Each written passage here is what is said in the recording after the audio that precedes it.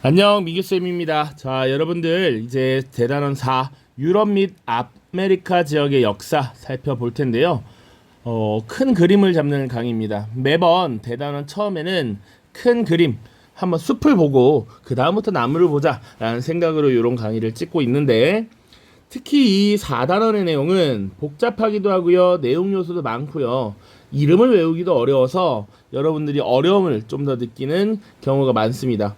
물론 중국사는 단순하게 역사가 전개되니까 단조롭다라고 해서 어려움을 혹은 지루함을 느끼는 경우도 많은데, 여기는 그만큼 복잡하면서 재미도 있을 수 있지만 사람의 이름을 외우는 것이나 국가 간의 관계 이런 것들을 물어보는 것이 좀 어려움을 느낄 수 있는 측면이다 라는 걸 미리 좀 설명을 하고 갑니다. 자, 그리고 우리가 역사를 공부할 때 시대 구분이라는 것을 합니다. 시대 구분.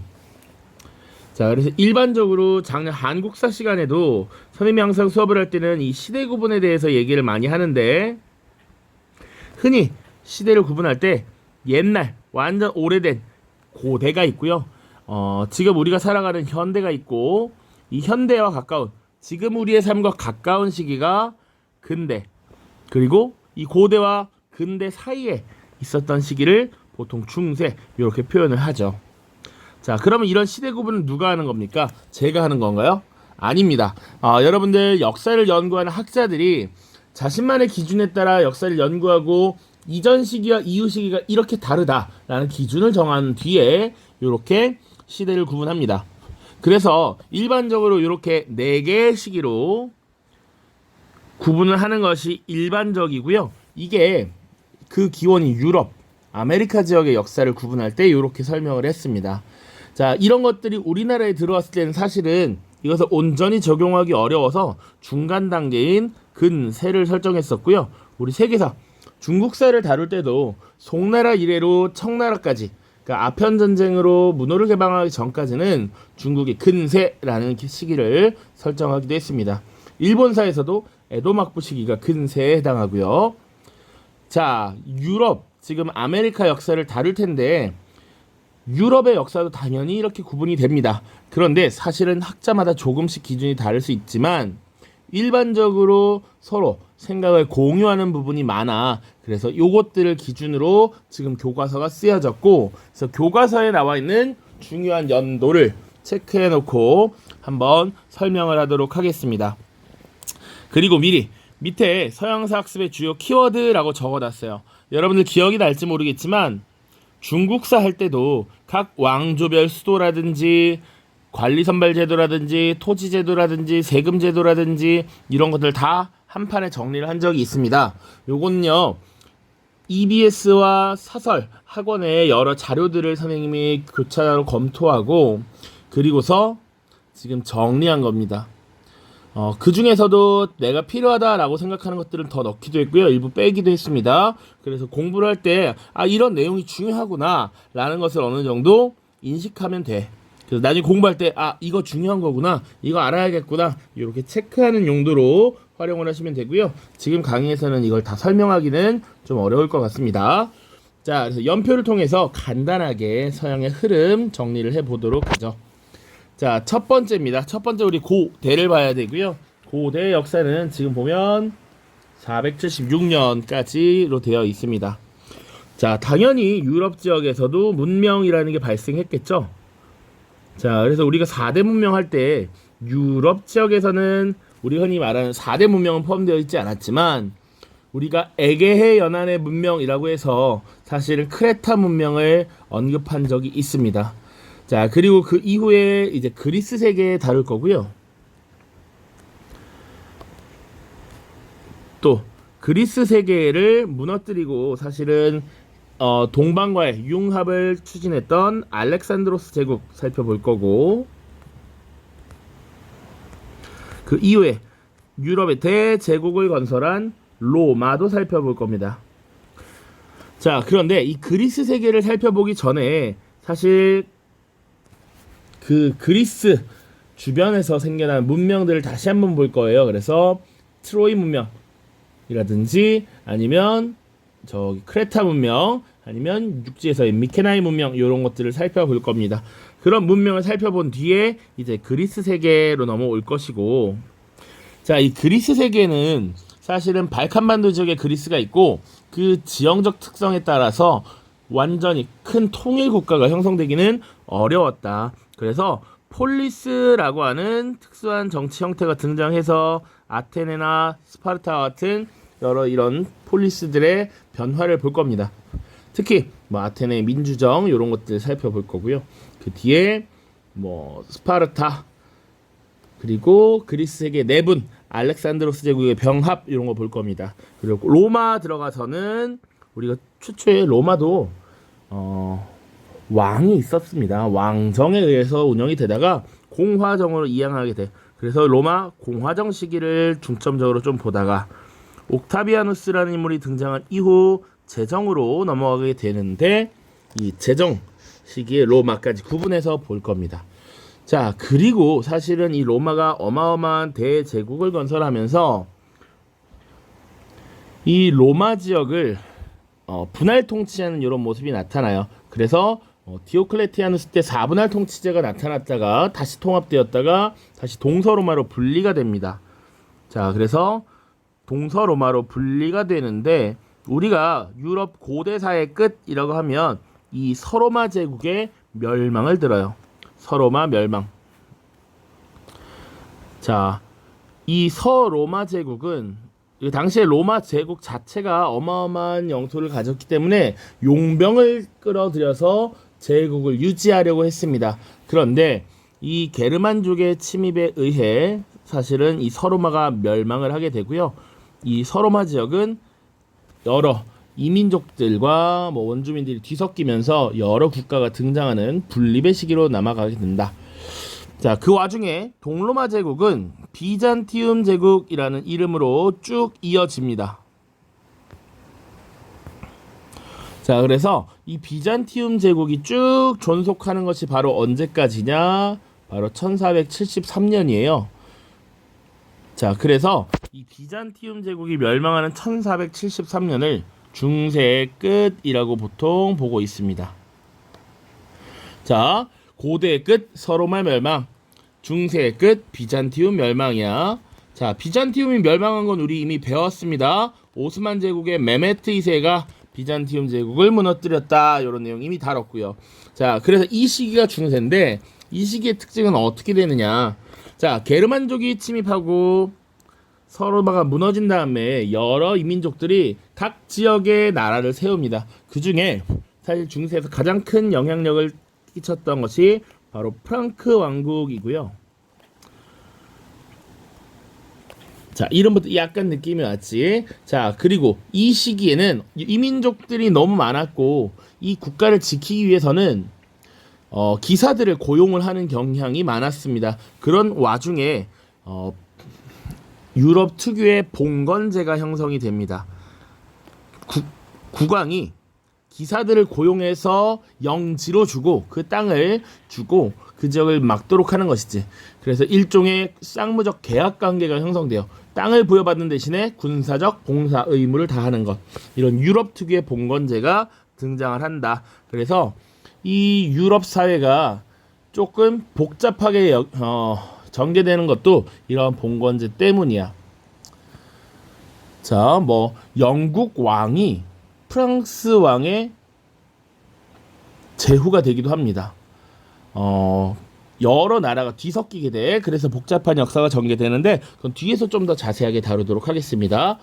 자, 이런 봉건제 당연히 이제 등장하게 되고요. 또 이 시기의 특징은 이 중세 전체를 통과하는 종교가 하나 있죠. 바로 크리스트교라고 하는 것입니다.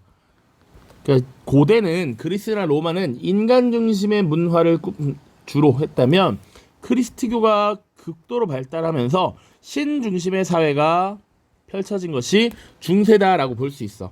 그래서 이 교회 세력을 대표하는 교황과 세속권의 대립이 나타나기도 합니다. 교황권과 황제권, 왕권의 대립 이런 것들 또 나올 수 있는 내용들입니다. 자, 이 프랑크 왕국은요 나중에 베르댕 조약, 메르센 조약이라는 것을 체결하면서 동프랑크, 중프랑크, 서프랑크 등으로 나뉘는데 이런 것들이 오늘날 유럽의 먼 원형이 돼. 동, 중, 서로 나뉘는데 각각 뭐 독일 지역, 오늘날의 이탈리아 지역, 오늘날의 프랑스 지역 이렇게 나뉘면서 중세 원형이 된다라고 볼 수 있고요. 자, 그런데 이 시기가 되게 길기 때문에 계속 이 세력을 병합했다가 분리됐다가 병합되었다 분리되었다 계속 나오면서 사실은 뭐 통합된 국가로서 뭐가 등장하기는 조금 어렵다라는 거 보시면 되겠습니다. 자, 그리고 이 시기가 되면 크리스트교가 하나의 뭐랄까 유럽 지역을 관통하는 종교로서 등장하는데 반대쪽에 서쪽에 아니 동쪽에 보면 지금 아라비아 반도나 지금의 이란, 이라크 지역에는 이슬람이라고 하는 새로운 종교가 등장해서 이 유럽 지역을 위협하고 있습니다.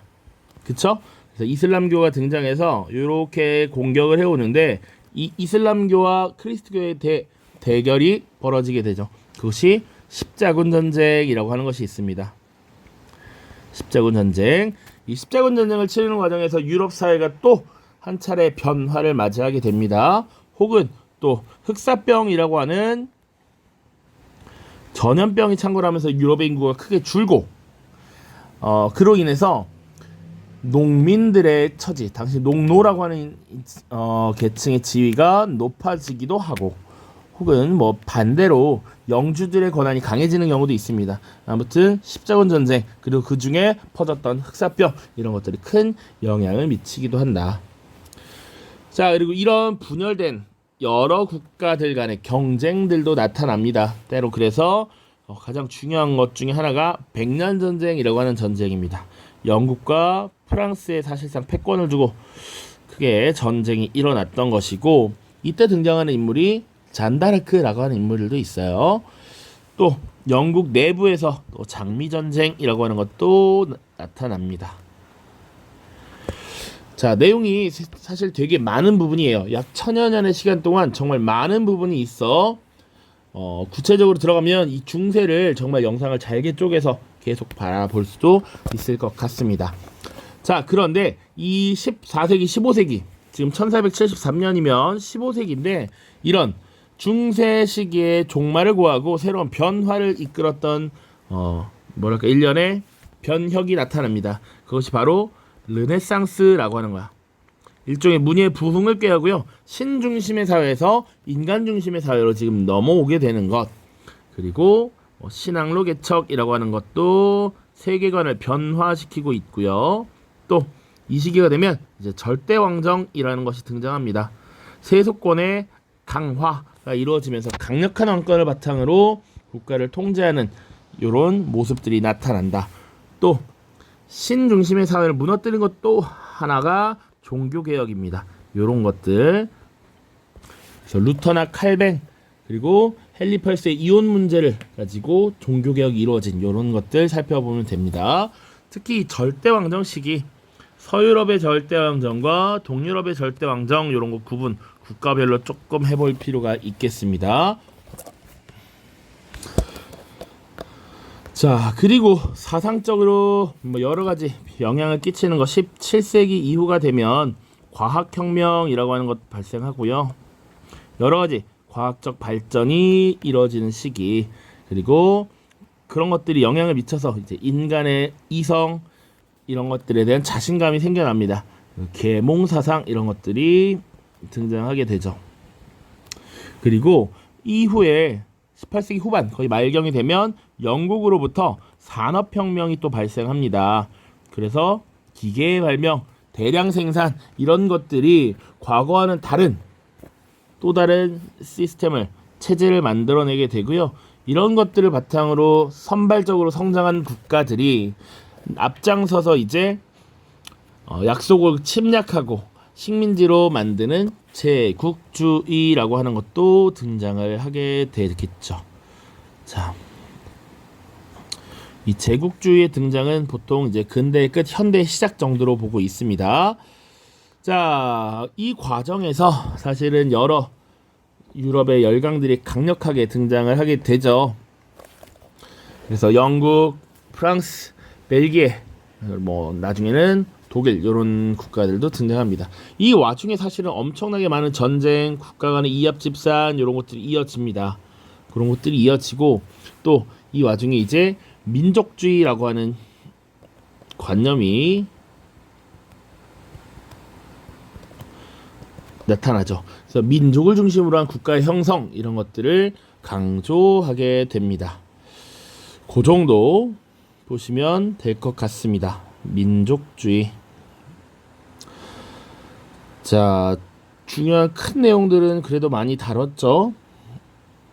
자, 민족주의와 함께 자유주의도 봐야겠네요. 자유주의.